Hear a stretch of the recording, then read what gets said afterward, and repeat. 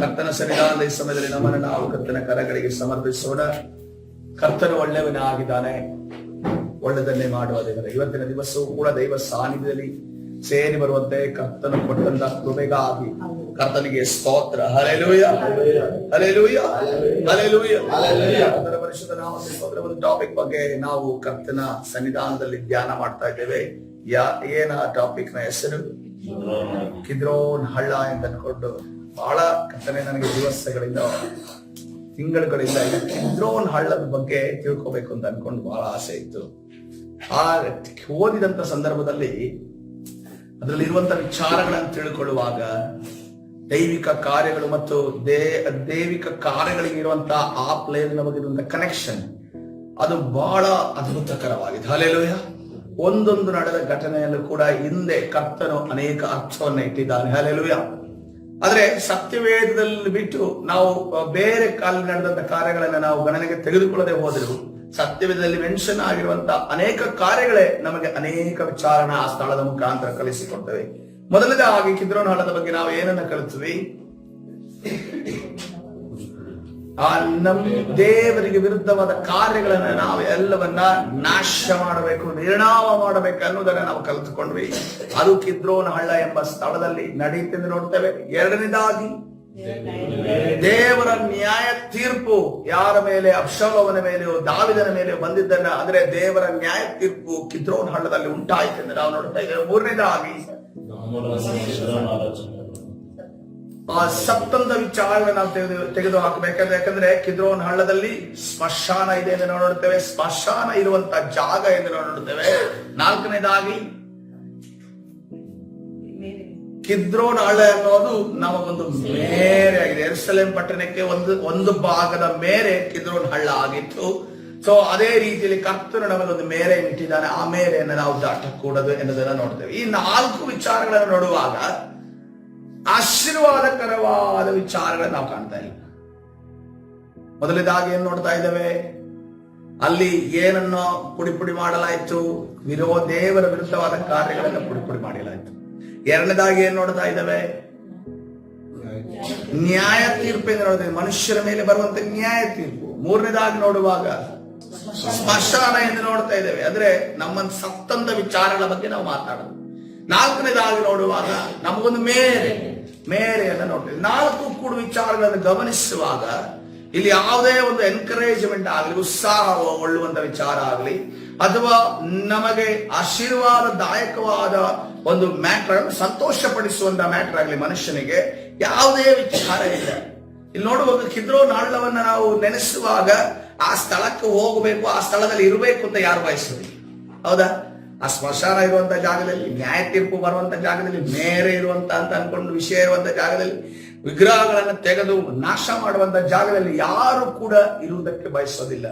ಈ ಭಾರತ ದೇಶ ಆಗಿರ್ಬೋದು, ಇಡೀ ಲೋಕದಲ್ಲೂ ಅಷ್ಟೇ ಕೆಲವು ಪ್ರದೇಶಗಳಿದಾವೆ. ಆ ಪ್ರದೇಶಗಳಿಗೆ ಮನುಷ್ಯರು ಹೋಗುವುದಕ್ಕೆ, ಮರ್ಯಾದಸ್ಥ ಮನುಷ್ಯರು ಹೋಗೋದಕ್ಕೆ ಸಾಧ್ಯ ಆಗೋದಿಲ್ಲ.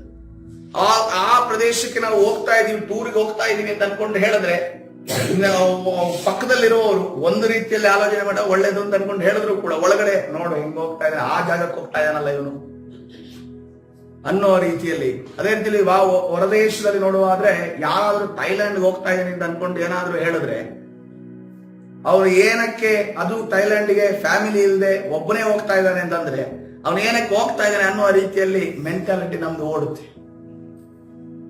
ಆಫೀಸ್ ಟ್ರಿಪ್, ಅದು ಇದು ಟ್ರಿಪ್, ನಾವು ಆಫೀಸ್ ಇದ್ರಲ್ಲಿ ಹೋಗುತ್ತಿರೋದು ಏನೇ ಅಂದ್ರೂ ಕೂಡ ಇವನು ಏನಕ್ಕೆ ಹೋಗ್ತಾ ಇದ್ದಾನೆ ಅಂತ ಅನ್ಕೊಂಡು ನಾವು ನಮ್ಮ ಮೈಂಡ್ ಓಡೋದಕ್ಕೆ ಪ್ರಾರಂಭ. ಅದೇ ರೀತಿಯಲ್ಲಿ ಈ ಕಿದ್ರೋನ್ ಹಳ್ಳ ಎಂಬ ಸ್ಥಳಕ್ಕೆ ನಾನು ಅಲ್ಲೇ ನೆಲೆಸ್ತೇನೆ, ಅಲ್ಲೇ ಇರ್ತೇನೆ ಅಂತ ಅನ್ಕೊಂಡು ಯಾರು ಬಯಸುವವರಲ್ಲ.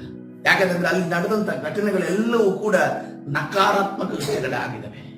ಮನುಷ್ಯನ ಮೇಲೆ ನ್ಯಾಯ ತೀರ್ಪಲ್ಲಿ ಬಂತು. ಮೊದಲನೇದಾಗಿ ನೋಡುವಾಗ ಅಲ್ಲಿ ವಿಗ್ರಹಗಳಿಗೆ ಸಂಬಂಧಪಟ್ಟಿದ್ದನ್ನ ಅಥವಾ ದೇವರಿಗೆ ವಿರುದ್ಧವಾದ ಸಂಬಂಧಪಟ್ಟ ನಶಿಸಲಾಯಿತು. ಮೂರನೇದಾಗಿ ನೋಡುವಾಗ ಅಲ್ಲಿ ಸ್ಮಶಾನದ ಜಾಗ ಅದು. ನಾಲ್ಕನೇದು ನೋಡುವಾಗ ದೇವರು ನಮಗೊಂದು ಮೇರೆಯನ್ನು ಹಾಕಿದ್ರು. ಯಾವಾಗ ಒಂದು ವ್ಯಕ್ತಿಗೆ ಅಥವಾ ಒಂದು ಕುಟುಂಬಕ್ಕೆ ಅಥವಾ ಒಂದು ಮನುಷ್ಯದ ಒಂದು ಗುಂಪಿಗೆ ಮೇರೆ ಯಾವಾಗ ಆಗ್ತಾರೆ ಅಂತಂದ್ರೆ ಮೇರೆ ದಾಟಿ ಹೋಗುವಂತ ಪರಿಸ್ಥಿತಿ ಇರುವಾಗ ಮತ್ತು ಅವರನ್ನ ಮೇರೆಯಲ್ಲಿ ಇಟ್ಟುಕೊಳ್ಳೋದಕ್ಕೋಸ್ಕರ ಕರ್ತನು ಆ ರೀತಿಯಲ್ಲಿ ಮಾಡಿದೆ. ನೋಡ್ರಿ, ಆದಾಮನಿಗೆ ಯಾವುದೇ ಧರ್ಮಶಾಸ್ತ್ರ ಇರಲಿಲ್ಲ, ಅಬ್ರಹಾಮನಿಗೆ ಯಾರು ಧರ್ಮಶಾಸ್ತ್ರ ಇಲ್ಲ, ಯಾಕೋಬರಿಗೆ ಯಾವುದೇ ಧರ್ಮಶಾಸ್ತ್ರ ಇರಲಿಲ್ಲ, ಈಸಾಕನಿಗೆ ಯಾವುದೇ ಧರ್ಮಶಾಸ್ತ್ರ. ಆದ್ರೆ ಮನುಷ್ಯನನ್ನ ಅನಲೈಸ್ ಮಾಡಿದಂತ ಕರ್ತನು ತನ್ನ ಫ್ಯೂಚರ್ ಅಲ್ಲಿರುವಂತಹ, ತನ್ನ ಭವಿಷ್ಯತ್ತಿನಲ್ಲಿ ತನ್ನ ಒಂದು ಮಾತಿನ ನೆರವೇರಿಕೆಗೋಸ್ಕರವಾಗಿ ಧರ್ಮಶಾಸ್ತ್ರ ಎಂಬುದನ್ನು ತಂದರು. ಯಾಕೆ ಧರ್ಮಶಾಸ್ತ್ರವನ್ನು ತಂದರು ಅಂತಂದ್ರೆ ಮನುಷ್ಯನು ಆಶೀರ್ವಾದದಾಯಕವಾದ ಮಾರ್ಗದಲ್ಲಿ ನಡೀಲಿ ಅಂತ ಅನ್ಕೊಂಡು. ಯಾವಾಗ ರೂಲ್ಸ್ ಅಂಡ್ ರೆಗ್ಯುಲೇಷನ್ ಇರುತ್ತೋ ಮನುಷ್ಯನಿಗೆ ಭಯ ಇರುತ್ತೆ, ದೇವ ಭಯ ಇರುತ್ತೆ, ಆವಾಗ ಸತ್ಯ ಮಾರ್ಗದಲ್ಲಿ ನಡೀತಾನೆ ಅನ್ನೋ ಒಂದು ಆಲೋಚನೆಯಿಂದ ಕರ್ತನು ಧರ್ಮಶಾಸ್ತ್ರವನ್ನು ಅನೇಕ ನಿಯಮಗಳನ್ನ, ನ್ಯಾಯ ಪ್ರಮಾಣಗಳನ್ನು ತಂದರು. ಅದೇ ರೀತಿಯಲ್ಲಿ ಕಿದ್ರೋನ್ ಹಳ್ಳದ ಬಗ್ಗೆ ಇನ್ನೊಂದು ವಿಚಾರವನ್ನು ನೋಡುವಾಗ, ಆಲಯದಲ್ಲಿ ಆ ಕಿದ್ರೋನ್ ಹಳ್ಳ ಎಲ್ಲಿತ್ತು? ಯೆರೂಸಲೇಮ್ ಪಟ್ಟಣ, ಯೆರೂಸಲೇಮಿನಲ್ಲಿ ಏನಿತ್ತು? ದೇವರ ಆಲಯ ಇತ್ತು.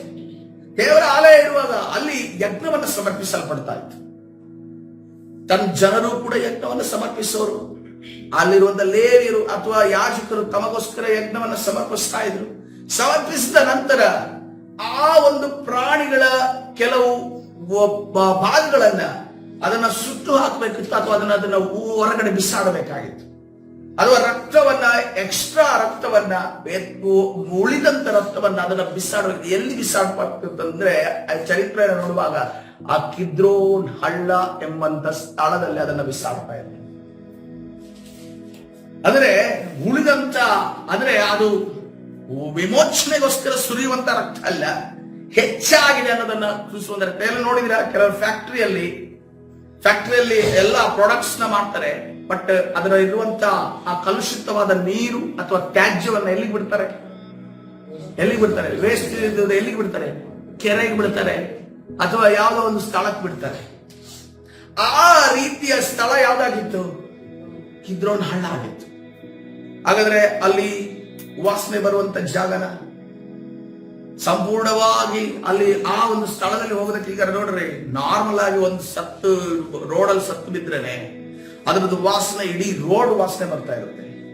ಇದೀಗ ಇಷ್ಟೊಂದು ರಕ್ತಗಳು ಹರಿದು ಅಲ್ಲಿರುವಂತ ಯಜ್ಞಕ್ಕೆ ಸಮರ್ಪಿಸಿ ಉಳಿದಂತ ಎಲ್ಲ ಹೊಲಸುಗಳನ್ನ, ಯಾಕಂದ್ರೆ ಚರ್ಮವನ್ನು ಫುಲ್ ಸುಲಿತಾ ಇದ್ರು. ಇವಾಗ ಧರ್ಮಶಾಸ್ತ್ರ ಯಾಜಕಕಾಂಡದಲ್ಲಿ ಹೋಗೋದಾದ್ರೆ ಯಜ್ಞವನ್ನು ಸಮರ್ಪಿಸುವ ಮುಂಚೆ ಸಂಪೂರ್ಣವಾದ ಚರ್ಮವನ್ನು ತೆಗೆದು ಇದೆಲ್ಲ ಎಲ್ಲಿ ಹೋಗ್ತಾ ಇತ್ತು? ಕಿದ್ರೋನ್ ಹಳ್ಳಕ್ಕೆ ತೆಗೆದು ಬಿಸಾಡ್ತಾ ಇತ್ತು. ಆ ಎಲ್ಲ ಸ್ಥಳ ಒಂದು ರೀತಿಯ ವಾಸನೆ ಬರುವಂತಹ ಸ್ಥಳ ಅದಾಗಿತ್ತು. ಆದರೆ ಕರ್ತನ ಸನ್ನಿಧಾನದಲ್ಲಿ ಆ ಕಿದ್ರೋನ್ ಹಳ್ಳ ಸ್ಥಳ ಅಂತ ಸ್ಥಳವಾಗಿದ್ದರಿಂದ ಯಾರು ಕೂಡ ಕಿದ್ರೋನ್ ಹಳ್ಳದಲ್ಲಿ ನಾನು ಇರ್ತೇನೆ, ಕಿದ್ರೋನ್ ಹಳ್ಳದಲ್ಲಿ ಜೀವಿಸ್ತೇನೆ, ಕಿದ್ರೋನ್ ಹಳ್ಳದಲ್ಲೇ ನಿಂತ್ಕೊಂಡಿರ್ತೇನೆ ಅಂತ ಅನ್ಕೊಂಡು ಹೇಳೋದಕ್ಕೆ ಸಾಧ್ಯ. ಯಾಕಂದ್ರೆ ಅಲ್ಲಿ ನಿಂತ್ಕೊಂಡಿದ್ರೆ ಆಕ್ಸಿಜನ್ ಸಿಲಿಂಡರ್ ಇಟ್ಕೊಂಡು ನಿಲ್ಲುವಂತ ಪರಿಸ್ಥಿತಿಯಲ್ಲಿ, ಯಾಕಂದ್ರೆ ಮೂಗಿಗೆ ಅಷ್ಟೊಂದು ಸುವಾಸನೆ ಬೀರುವಂತ ಸ್ಥಳ ಅದಾಗಿತ್ತು. ಹಲ್ಲೆಲೂಯಾ. ಈಗ ಆಲೋಚನೆ ಮಾಡೋಣ, ಒಂದು ವೇಳೆ ಆ ಕಿದ್ರೋನ್ ಹಳ್ಳ ಎಂಬ ಸ್ಥಳಕ್ಕೆ ಒಂದು ಜೀವ ಇರೋದಾದ್ರೆ, ಆ ಹೆಸರಿಗೆ ಒಂದು ಜೀವ ಇರೋದಾದ್ರೆ ಅದು ಏನ್ ಹೇಳುತ್ತೆ? ನನ್ನ ಈ ಒಂದು ಸ್ಥಳವನ್ನ ಈ ಭೂಲೋಕದಲ್ಲಿ ಉಂಟಾಗಿದ್ದೀನಿ, ನನ್ನಲ್ಲಿ ಏನ್ ಮಾಡ್ತಾ ಇದ್ದಾರೆ? ಮೊದಲನೇದಾಗಿ ಯಾವುದು ದೇವರಿಗೆ ವಿರುದ್ಧವಾಗಿದೆಯೋ ಅದನ್ನ ಹೋಗಿ ತಂದು ಇಲ್ಲಿ ಪುಡಿ ಮಾಡ್ತಾರೆ, ಸುಟ್ಟಾಕ್ತಾರೆ. ಎರಡನೇದಾಗಿ ನೋಡುವಾಗ ಏನ್ ಮಾಡ್ತಾ ಇದ್ದಾರೆ? ನ್ಯಾಯ ತೀರ್ಪು, ಮನುಷ್ಯರಿಗೆ ನ್ಯಾಯ ತೀರ್ಪು ಕಿದ್ರೋನ್ ಎಂಬ ನನ್ನ ಸ್ಥಳದಲ್ಲಿ ಬರ್ತಾ ಇದೆ. ಮೂರನೇದಾಗಿ ನೋಡುವಾಗ ಏನ್ ಬರ್ತಾ ಇದೆ? ಸ್ಮಶಾನ ಎಂಬ ಜಾಗ ನನ್ನ ಸ್ಥಳದಲ್ಲಿ ಮಾಡಿದ್ದಾರೆ. ನಾಲ್ಕನೇದಾಗಿ ನೋಡುವಾಗ ನನ್ನನ್ನು ಬೌಂಡ್ರಿ ಆಗಿಟ್ಟು ಮೇರೆಯಾಗಿ ಇಟ್ಟು ಬಿಟ್ಟಿದ್ದಾರೆ. ಐದನೇದಾಗಿ ನೋಡುವ ಇನ್ನು ಕಾರಣವಾದದ್ದು ಏನಂತಂದ್ರೆ, ಯಾವುದು ಹೊಲಸಾಗಿದೆಯೋ, ಯಾವುದು ಬೇಡವಾಗಿದೆಯೋ ಅದನ್ನ ತಂದು ಎಲ್ಲಿ ಸುರಿತಾ ಇದ್ದಾರೆ? ಕಿದ್ರೋನ್ ಹಳ್ಳಕ್ಕೆ ತಂದು ಸುರಿತಾರೆ. ಹಾಗಾದ್ರೆ ಕಿದ್ರೋನ್ ಹಳ್ಳ ಎಂಬ ಸ್ಥಳ ಕಲುಷಿತವಾದ ವಸ್ತುಗಳಿರುವಂತಹ ಸ್ಥಳ ಆಗಿದೆ. ಇವತ್ತಿನ ದಿವಸ ಕೆಲವು ಮನುಷ್ಯರ ಜೀವಿತ ಈ ರೀತಿಯಲ್ಲಿದೆ. ಕಲುಷಿತವಾದ ವಿಚಾರಗಳನ್ನು ತುಂಬಿಕೊಂಡು ಅವರಿಗೆ ಆ ಒಂದು ಸ್ಥಿತಿ ಅವರ ಕೆಲವು ತಪ್ಪುಗಳಿಂದ ಆಗಿರೋದಲ್ಲ, ಅವರ ಪರಿಸ್ಥಿತಿಯಿಂದ, ಅವರಿಗೆ ಆಗಿರುವಂತಹ ಹಿಂದೆ ನಡೆದಂತ ಘಟನೆಗಳು, ಹಿಂದೆ ನಡೆದಂತ ತಪ್ಪಾದ ವಿಚಾರಗಳಿಂದ ಅವರ ಒಳಗಡೆ ಏನಾಗಿದೆ? ಕಲುಷಿತವಾದದ್ದು, ಹೊಲಸಾದದ್ದು ತುಂಬಿಕೊಂಡಿದೆ. ಆದ್ರೆ ಅವರು ಈಗಲೂ ಕೂಡ ಬದಲಾವಣೆ ಆಗುವುದಕ್ಕೆ ಬಯಸ್ತಾ ಇದ್ದಾರೆ. ಆದ್ರೆ ಬದಲಾವಣೆ ಮಾಡುವುದಕ್ಕೆ ಒಬ್ಬನಿಂದಲೇ ಸಾಧ್ಯ, ಆದ್ರೆ ಯೇಸು ಕ್ರಿಸ್ತನಾಗಿದೆ. ಹಲ್ಲೆಲೂಯಾ. ಹಾಗಾದ್ರೆ ಈ ಕಿದ್ರೋನ್ ಹಳ್ಳಕ್ಕೆ ಒಂದು ಮಾನವನ್ನ, ಘನವನ್ನ, ಅಥವಾ ಈ ಕಿದ್ರೋನ್ ಹಳ್ಳಕ್ಕೆ ಹೆಸರು ಎಂದು ಹೇಳುವಾಗ ಅದಕ್ಕೆ ಒಂದು ಮಾನವನ್ನ ಕೊಡುವುದಕ್ಕೆ ದೇವರು ಬಯಸುವುದಾದ್ರೆ, ಅಥವಾ ಆ ಮಾನವನ್ನ ಹೊಂದುವುದಕ್ಕೆ ಕಿದ್ರೋನನ್ನ ಕೇಳುವುದಾದ್ರೆ, ಅದು ಒಬ್ಬನಿಂದಲೇ ಸಾಧ್ಯ, ಯೇಸು ಕ್ರಿಸ್ತನಿಂದ ಮಾತ್ರ ಸಾಧ್ಯ. ಹಲ್ಲೆಲೂಯಾ. ಅದಕ್ಕೋಸ್ಕರವಾಗಿ ಈಗ ನಾನು ನಿಮಗೆ ಹೇಳುವಂತ ವಾಕ್ಯವನ್ನ ನೀವು ಓದುವಾಗ ದೇವರ ನಾಮವನ್ನ ಮಹಿಮೆ ಪಡಿಸಬೇಕು. Hallelujah, hallelujah. ಓದೋಣ. ಯೋಹನನ ಸುವಾರ್ತೆ 18ನೇ ಅಧ್ಯಾಯ 1ನೇ ವಚನವನ್ನು ಓದಿಕೊಳ್ಳೋಣ. ಯೋಹನನ ಸುವಾರ್ತೆ 18ನೇ ಅಧ್ಯಾಯ 1ನೇ ವಚನವನ್ನು ನಾವು ಓದುವಾಗ ಕರ್ತನ ಸನ್ನಿಧಿಯಲ್ಲಿ ವಾಕ್ಯವನ್ನು ಗಮನವಿಟ್ಟು, ಕಿದ್ರೋನ್ ಹಳ್ಳದ ರೀತಿಯಲ್ಲಿ ನಮ್ಮ ಜೀವಿತ ಮಾರ್ಪಟ್ಟಿರುವುದಾದ್ರೆ, ನಿರಾಶೆಗಳು ತುಂಬಿರುವುದಾದ್ರೆ, ಸೋಲುಗಳು ತುಂಬಿರುವುದಾದ್ರೆ, ಎಲ್ಲ ದುರಾತ್ಮನ ಕಾರ್ಯಗಳಿಂದ ನೀವು ಜಜ್ಜಿ ಹೋಗಿರುವುದಾದ್ರೆ, ಆ ಕಿದ್ರೋನ್ ಹಳ್ಳವನ್ನ ಕರ್ತನು ನೋಡ್ತಾ ಇದ್ದಾನೆ ಇವತ್ತಿನ ದಿವಸ. ಯೋಹನನ ಸುವಾರ್ತೆ 18ನೇ ಅಧ್ಯಾಯ 1ನೇ ವಚನ, ಯೇಸು ಇದನ್ನ ಹೇಳಿದ ಮೇಲೆ ತನ್ನ ಶಿಷ್ಯರ ಸಂಗಡ ಕಿದ್ರೋನ್ ಹಳ್ಳದ ಆಚೆಗೆ ಹೊರಟು ಹೋದರೆಂದು ನಾವು ನೋಡಿದ್ದೇವೆ. ಹಲ್ಲೆಲೂಯಾ. ಎಲ್ಲಿ ಕೆಟ್ಟು ಹೋಗಿದೆಯೋ ಪ್ರೇರೆ, ಆ ಕೆಟ್ಟು ಹೋದಂತ ಜಾಗಕ್ಕೆ ಯೇಸು ಕ್ರಿಸ್ತನು ಕಾಲಿಡುವ ಆತನಾಗಿದ್ದಾನೆ. ಹಲ್ಲೆಲೂಯಾ. ಎಲ್ಲಿ ಪಾಪವು ತುಂಬಿದೆಯೋ ಆ ಜಾಗಕ್ಕೆ ಕರ್ತನು ಕಾಲಿಡುವ ಆತನಾಗಿದ್ದಾನೆ. ಎಲ್ಲಿ ಆ ಕಲುಷಿತವಾಗಿದೆಯೋ ಆ ಜಾಗವನ್ನು ಶುದ್ಧೀಕರಿಸಲು ಕರ್ತನು ಬರುವ ಆತನಾಗಿದ್ದಾನೆ. ಹಲ್ಲೆಲೂಯಾ. ಆ ಕಿದ್ರೋನ್ ಹಳ್ಳವನ್ನೇ ದಾಟಿ ಕರ್ತನು ಎಲ್ಲಿ ಹೋಗ್ತಾ ಇದ್ದಾನೆ? ಗೆತ್ಸೆಮನೆ ತೋಟಕ್ಕೆ ಹೋಗ್ತಾ ಇದ್ದಾನೆ. ಗೆತ್ಸೆಮನೆ ತೋಟದಲ್ಲಿ ಆತನ ಮೊಣಕಾಲು ಊರುವಾಗ ಆತನ ಶರೀರದಿಂದ ದೇವರಿನ ರೀತಿಯಲ್ಲಿ ರಕ್ತವು ಸುರಿದು, ಹಲ್ಲೆಲೂಯಾ, ಓ ಇದುವರೆಗೆ ಅಲ್ಲಿ ಸುರಿದದ್ದು ಯಾವುದೋ ಕುರಿಯ ರಕ್ತ, ಯಾವುದೋ ಕೋಣದ ರಕ್ತ, ಯಾವುದೋ ಒಂದು ಹೋತದ ರಕ್ತ ಆಗಿತ್ತು. ಆದರೆ ಆ ದಿವಸ ಸುರಿಯಲ್ಪಟ್ಟಿದ್ದು ಓ ಯಜ್ಞದ ಕುರಿಯಾದ ಅದನಾದ ರಕ್ತ ಅಲ್ಲಿ ಸುರಿಯಲ್ಪಟ್ಟಿದ್ದು. ಇದುವರೆಗೂ ಹೊಲಸು ತುಂಬಿದಂತ ಕಿದ್ರೋನ್ ಹಳ್ಳದಲ್ಲಿ ಪರಿಶುದ್ಧವಾದ ಪವಿತ್ರವಾದ ಪಾಪಗಳನ್ನ ತೊಳೆಯುವಂತ ಯಜ್ಞದ ಕುರಿಯಾದದರ ರಕ್ತವು ಸುರಿಯಲ್ಪಟ್ಟಿದ್ದು. ಹಲ್ಲೆಲೂಯಾ. ಅದರ ಪರಿಶುದ್ಧ ನಾಮಕ್ಕೆ ಸ್ತೋತ್ರವಾಗಲಿ. ಕರ್ತನು ನೋಡ್ರಿ, ಎಲ್ಲೆಲ್ಲಿ ಹೊಲಸು ಅಥವಾ ಕೆಟ್ಟದ್ದು ತುಂಬಿರುತ್ತೋ, ಅವರಿಗೆ ಒಳ್ಳೆಯದಾಗೋದಕ್ಕೆ ಆಸೆ ಇರುತ್ತೋ, ಕರ್ತನು ಸುಮ್ಮನಿರುವವನಲ್ಲ. ಅಲ್ಲಿ ಆತನ ಎಂಟ್ರಿಯನ್ನು ಕೊಡುವ ಆಚನಾಗಿದ್ದಾನೆ. ಹಲ್ಲೆಲೂಯಾ. ಅದುವರೆಗೆ ಅಲ್ಲಿ ಯಜ್ಞಕ್ಕೆ ಸಮರ್ಪಿಸಿದ ಕುರಿ, ಹೋತ, ಕೋಣ ಅನ್ನುವಂತ ಒಂದು ಪ್ರಾಣಿಗಳ ರಕ್ತ ಅಲ್ಲಿ ಹೊಲಸನ್ನ ಸುರಿಯೋದಾದ್ರೆ, ಕರ್ತನು ಈ ಭೂಲೋಕಕ್ಕೋಸ್ಕರವೇ, ಸಮಸ್ತ ಲೋಕಕ್ಕೋಸ್ಕರವಾಗಿ ಆ ಸುರಿಸಿದ ರಕ್ತ ಕೂಡ ಎಲ್ಲಿ ಸುರಿಯಲ್ಪಟ್ಟಿದ್ದು? ಕಿದ್ರೋನ್ ಹಳ್ಳದಲ್ಲಿ ಅದು ಸುರಿಯಲ್ಪಟ್ಟಿದೆ ಎಂದು ನಾವು ನೋಡ್ತಾ ಇದ್ದೇವೆ. ಹಲ್ಲೆಲೂಯಾ. ಕರ್ತನ ಪರಿಶುದ್ಧ ನಾಮಕ್ಕೆ ಸ್ತೋತ್ರವಾಗಲಿ. ಇವತ್ತಿನ ದಿವಸ ಅಂತ ಜೀವಿತ ನಮ್ಮ ಆಗಿರುವುದಾದರೆ, ಕರ್ತನ ಪರಿಶುದ್ಧವಾದ ರಕ್ತ ನಮಗೋಸ್ಕರವಿದೆ ಪ್ರಿಯರೇ. ಹಲ್ಲೆಲೂಯಾ. ನಾವು ಕರ್ತನಲ್ಲಿ ಕೇಳಿಕೊಳ್ಳುವುದಾದರೆ ಕರ್ತನು ಶುದ್ಧೀಕರಿಸಲು ಶಕ್ತನಾಗಿದ್ದಾನೆ. ಹಲ್ಲೆಲೂಯಾ. ಯೇಸುವಿನ ರಕ್ತ ಸಕಲ ಪಾಪವನ್ನ, ಸಕಲ ರೋಗವನ್ನ, ಸಕಲ ಶಾಪವನ್ನ, ಸಕಲ ಹೊಲಸನ್ನ, ಸಕಲ ಕಲುಷಿತವಾದ ವಿಚಾರಗಳನ್ನ, ಸಕಲ ನ್ಯಾಯ ತೀರ್ಪನ್ನ ನಿವಾರಣೆ ಮಾಡುವಂತ ರಕ್ತವಾಗಿದೆ. ಹಲ್ಲೆಲೂಯಾ. ಕರ್ತನ ಪರಿಶುದ್ಧ ನಾಮಕ್ಕೆ ಸ್ತೋತ್ರವಾಗಲಿ. ಕರ್ತನ ಸನ್ನಿಧಾನದಲ್ಲಿ ಇವತ್ತಿನ ದಿವಸ ನಮ್ಮನ್ನು ನಾವು ಒಪ್ಪಿಸಿಕೊಡೋಣ. ಇದುವರೆಗೂ ನಿಮಗೆ ನ್ಯಾಯ ತೀರ್ಪು ಬಂದಿರಬಹುದು. ನಿಮ್ಮಲ್ಲಿ ಅನೇಕ ಕಲುಷಿತವಾದ ವಿಚಾರಗಳಿರಬಹುದು, ಸ್ಮಶಾನದ ರೀತಿಯಲ್ಲಿ ವಿಚಾರಗಳಿರಬಹುದು. 4ನೇ ದಿನ ನೋಡುವಾಗ ಮೇರೆ ಇಟ್ಟು ನಿಮಗೆ ಕಷ್ಟವಾಗ್ತಿರಬಹುದು. ಆದ್ರೆ ಕರ್ತನ ಇವತ್ತಿನ ದಿವಸ ಅಲ್ಲಿ ಒಂದು ಸಮಾಧಾನ ಉಂಟು ಮಾಡಲು ಬರ್ತಾ ಇದ್ದಾನೆ. ಹಲ್ಲೆಲೂಯಾ. ಸಮಾಧಾನ ಉಂಟು ಮಾಡಲು ಯಾರು ಒಬ್ಬನಿಗೆ ಸಾಧ್ಯ? ಸಮಾಧಾನದ ಪ್ರಭು ಆಗಿರುವಂತ ಯೇಸು ಕ್ರಿಸ್ತನಿಯ ಪ್ರಿಯರೇ. ಹಲ್ಲೆಲೂಯಾ.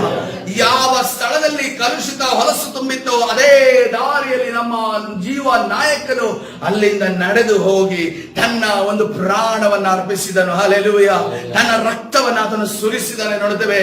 ಅದಕ್ಕಿಂತ ಮುಂಚೆ ಸುರಿಸಿದಂತ ರಕ್ತ ಯಾವುದೋ ಒಂದು ಪ್ರಾಣಿಗಳ ರಕ್ತ ಆಗಿತ್ತು. ಆ ನಂತರ ಸುರಿಸಿದಂತ ರಕ್ತ ಅದು ಪರಿಶುದ್ಧವಾದ ರಕ್ತ, ನಮ್ಮನ್ನ ಪರಿಶುದ್ಧಗೊಳಿಸುವ ರಕ್ತವಾಗಿತ್ತು. ಹಲ್ಲೆಲೂಯಾ. ಇವತ್ತಿನ ದಿವಸವೂ ಕೂಡ ಆ ರಕ್ತ ನಮಗೋಸ್ಕರವಾಗಿ ವಿಜ್ಞಾಪಿಸ್ತಾ ಇದೆ. ಇವತ್ತಿನ ದಿವಸವೂ ಕೂಡ ಆ ರಕ್ತ ನಮಗೋಸ್ಕರ ವಿಜ್ಞಾಪಿಸಿದೆ. ನಾವು ಕರ್ತನ ಸನ್ನಿಧಾನದಲ್ಲಿ ಮೊರೆ ಇಡುವುದಾದರೆ ಪ್ರಿಯರೇ, ನಮ್ಮ ಎಲ್ಲಾ ಕಿದ್ರೋನ್ ಹಳ್ಳದಂತಿರುವಂತ ಎಲ್ಲಾ ಸ್ಥಳಗಳನ್ನ ಕರ್ತನು ಶುದ್ಧೀಕರಿಸಲು ಶಕ್ತನಾಗಿದ್ದಾನೆ. ಈ ಸಮಯದಲ್ಲಿ ನಮ್ಮನ್ನು ನಾವು ಕರ್ತನ ಕರಗಳಿಗೆ ಸಮರ್ಪಿಸೋಣ. Hallelujah, thank you Jesus. ಎಲ್ಲಾ ವಿಚಾರಗಳನ್ನ ಬದಲಾಯಿಸುವ ದೇವರು ನಮ್ಮ ಮಧ್ಯದಲ್ಲಿದ್ದಾನೆ. ಆತನಿಗೆ ಅಸಾಧ್ಯ ಒಂದೂ ಇಲ್ಲ. ಅದರ ಮನುಷ್ಯರ ಬಳಿ ಕೇಳಿದ್ದಾನೆ, ನನಗೆ ಅಸಾಧ್ಯ ಉಂಟು ಎಂದು ಕೇಳಿದ್ದಾನೆ. ಅದೇ ರೀತಿಯಲ್ಲಿ ಈ ಸಮಯದಲ್ಲಿ ಅಸಾಧ್ಯವನ್ನ ಸಾಧ್ಯಗೊಳಿಸುವ ದೇವರು ನಮ್ಮ ಮಧ್ಯದಲ್ಲಿರುವಾಗ ಆತನನ್ನು ಮೊರೆಯು ಕೂಡ, ಆತನನ್ನು ದೃಷ್ಟಿಸಿ ನೋಡೋಣ. ಆತನಿಗೂ ಆತನ ಸನ್ನಿಧಾನದಲ್ಲಿ ನಮ್ಮ ಒಂದು ಹೃದಯವನ್ನ ಬಿಚ್ಚಿ, ನಾವು ಕಳೆದ ಭಾನುವಾರವಷ್ಟೇ ಮನಸ್ಸು ಬಿಚ್ಚಿ ಮಾತನಾಡುವುದರ ವಿಚಾರವಾಗಿ, ಮನಸ್ಸು ಬಿಚ್ಚಿ ಪ್ರಾರ್ಥನೆ ಮಾಡುವುದರ ವಿಚಾರವಾಗಿ ನಾವು ಕೇಳಿಕೊಂಡಿದ್ದೇವೆ. ಈ ಸಮಯದಲ್ಲಿ ನಿಮ್ಮ ಮನಸ್ಸು ಹೃದಯ ಬಿಚ್ಚಿರುವುದಾದರೆ ಕರ್ತನು ಆ ವೇದನೆಯನ್ನ ನೋಡುವಾತನಾಗಿದ್ದಾನೆ, ಬಿಡುಗಡೆಯನ್ನ ಕೊಡುವಾತನಾಗಿದ್ದಾನೆ. ನಿಮ್ಮನ್ನ ನಿಂದೆಯಿಂದ, ಅವಮಾನದಿಂದ, ಎಲ್ಲ ಸೈತಾನನ ಕಾರ್ಯಗಳಿಂದ, ದುರಾತ್ಮಗಳ ಬಲದಿಂದ, ಬಂಧನದಿಂದ ಬಿಡಿಸುವಾತನಾಗಿದ್ದಾನೆ. ಹಲ್ಲೆಲೂಯಾ, ಪರಿಶುದ್ಧನಾದ ದೇವರ ನಾಮಕ್ಕೆ ಸ್ತೋತ್ರವಾಗಲಿ. ಕರ್ತನೇ ರಾಜ, ಈ ಸಮಯದಲ್ಲಿ ಕರ್ತನೇ ನಾವು ಬಲಹೀನರು ಸ್ವಾಮಿ. ಕರ್ತನೇ, ನಮ್ಮನ್ನು ನಿನ್ನ ಕರಗಳಿಗೆ ಸಮರ್ಪಿಸ್ತಾ ಇದ್ದೇವೆ. ನಿನ್ನ ಸಾನ್ನಿಧ್ಯ ಇವತ್ತಿನ ದಿವಸ ಪ್ರಬಲವಾಗಿ ನಮ್ಮ ಜೀವಿತದಲ್ಲಿ ಚಲಿಸುವುದಕ್ಕಾಗಿ ಸ್ತೋತ್ರ. ನಮಗೆ ಬಿಡುಗಡೆಯನ್ನ ದಯಪಾಲಿಸು ಸ್ವಾಮಿ, ಬಿಡುಗಡೆಯನ್ನ ಕೊಡು ಯೇಸುವೆ. ಕರ್ತನೇ ರಾಜ, ಕಿದ್ರೋನ್ ಹಳ್ಳದ ರೀತಿಯಲ್ಲಿ ಸ್ವಾಮಿ ನ್ಯಾಯ ತೀರ್ಪಿಂದ ಪೆಟ್ಟನ್ನ ತಿನ್ನಂತ ಕರ್ತನೆ ನಮ್ಮ ಒಂದು ಜೀವಿತ, ಅದೇ ರೀತಿಯಲ್ಲಿ ಕರ್ತನೆ ಪರಿಶುದ್ಧನಾದ ದೇವರ ನಿನ್ನ ನಾಮಕ್ಕೆ ಸ್ತೋತ್ರ. ಸ್ಮಶಾನದ ರೀತಿಯಲ್ಲಿರುವಂತಹ ನಮ್ಮ ಜೀವಿತ ಕರ್ತನೆ, ಮೇರೆಯಲ್ಲಿ ಕರ್ತನೆ ಒದ್ದಾಡುತ್ತಿರುವಂತಹ ನಮ್ಮ ಜೀವಿತ, ಮೇರೆಯಲ್ಲಿ ಜೀವಿಸುವುದಕ್ಕೆ ವಿರೋಧಿಸುವಂತಹ ನಮ್ಮ ಜೀವಿತ, ಅದೇ ರೀತಿಯಲ್ಲಿ ಪರಿಶುದ್ಧನಾದ ದೇವರೇ ಕರ್ತನೆ, ಕೆಟ್ಟು ಹೋದದನ್ನ ಸ್ವಾಮಿ ಕರ್ತನೆ ಬಿಸಾಡುವಂತ ಕರ್ತನೆ, ಯಾರಿಗೂ ಬಾರದಂತ, ಯಾರಿಗೂ ಕರ್ತನೆ ಗಣನೆಗೆ ಬಾರದಂತ ನಮ್ಮ ಜೀವಿತವನ್ನ ಕರ್ತನೆ ರಾಜ ಇವತ್ತಿನ ದಿವಸ ನೀನು ಮಾರ್ಪಾಟುಗೊಳಿಸುವುದಕ್ಕಾಗಿ ಸೋದರ. ಕರ್ತನೆ, ನಮ್ಮನ್ನ ಕರ್ತನೆ ನೀನು ಮೇಲಕ್ಕೆ ಎತ್ತುವುದಕ್ಕಾಗಿ ಸೋದರ. ಆ ಒಂದು ಪಾಪ ಎಂಬ ಕೆಸರಿನಿಂದ ನೀನು ಹೊರಗಡೆ ತರುವುದಕ್ಕಾಗಿ ಸೋದರ. ಕರ್ತನೆ ರಾಜ, ಇದಕ್ಕೆ ವಿರುದ್ಧವಾಗಿ ಆ ಪಾಪ ಎಂಬ ಕೆಸರಿನಿಂದ ಹಾಕಿದ್ದೋನ್ ಹಳ್ಳ ಎಂಬ ಸ್ಥಳದಿಂದ ನಾವು ಹೊರಗಡೆ ಬರುವುದಕ್ಕೆ, ಹಾಕಿದ್ದೋನ್ ಹಳ್ಳ ಶುದ್ಧೀಕರಿಸಲ್ಪಡುವುದಕ್ಕೆ ತಡೆ ಮಾಡುವಂತ ಎಲ್ಲಾ ಸೈತಾನ ಅಂಧಕಾರ ಶಕ್ತಿಗಳ ಬಲಗಳನ್ನ, ದುರಾತ್ಮನ ಕಾರ್ಯಗಳನ್ನ ನಜರೇತಿನ ಯೇಸುವಿನ ನಾಮದಲ್ಲಿ ಬಂಧಿಸಿ ಮುರಿದಾಗ್ತಾ ಬಿಡುಗಡೆ ಉಂಟು ಮಾಡಿ ನಿನ್ನ ತಾರೆ ನಡೆಸು. ಕರ್ತನಾದ ಯೇಸು ಸ್ವಾಮಿ ಹೆಸರಲ್ಲಿ ಪ್ರಾರ್ಥಿಸಿ ಹೊಂದಿಕೊಂಡರೆ ಜೀವವುಳ್ಳ ತಂದೆ. ಆಮೆನ್. ಹಲ್ಲೆಲೂಯಾ.